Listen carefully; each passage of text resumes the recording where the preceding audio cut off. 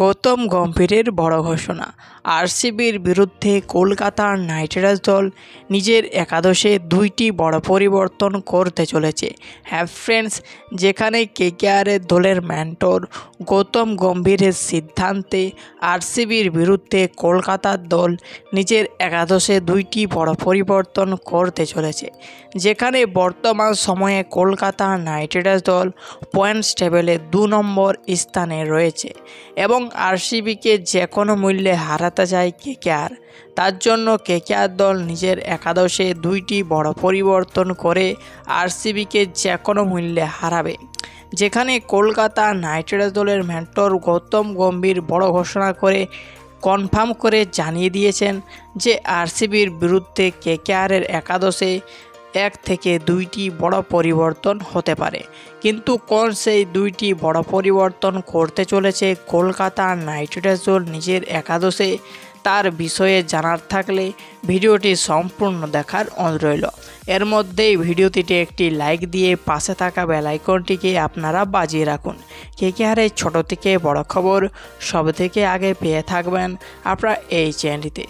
যেখানে প্রথম নম্বরে যেটা বড় পরিবর্তন হতে পারে সেটা থাকছে বৈভব অরোরার পরিবর্তে কেকেআর দল এই সাকিব হুসেনকে নিজের একাদশে সামিল করতে পারে।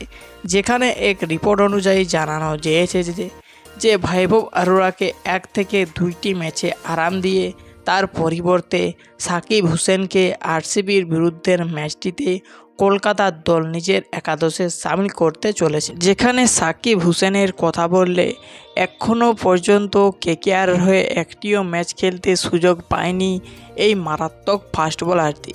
কিন্তু আপনারা আশা করে চলুন যে আরসিবির বিরুদ্ধের ম্যাচটিতে কেকেআর দল এই যুবক মারাত্মক ফাস্ট বোলারটিকে নিজের একাদশে সামিল করতে পারে।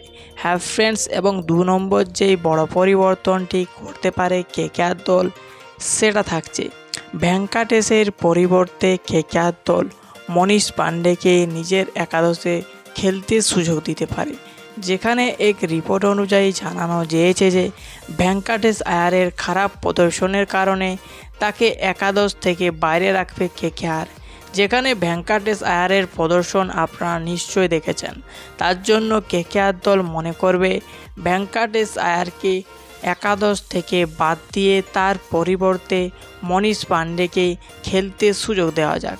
যেখানে মনীষ পান্ডে এমন এক বিধ্বংসী মারাত্মক ক্রিকেটার যে কোনো ম্যাচকে একা হাতে জিতিয়ে দেওয়ার ক্ষমতা রাখে ও তার পাশাপাশি যেভাবে তিনি রঞ্জি ট্রফিতে তার দুর্দান্ত প্রদর্শন দেখিয়েছেন, তারপর থেকে কেকেআর ফ্যানেরা মনে করছে যে ভেঙ্কাটেশ আয়ারকে বাদ দিয়ে তার পরিবর্তে মনীষ পান্ডেকে কলকাতার দল নিজের একাদশে সামিল করাতে পারে।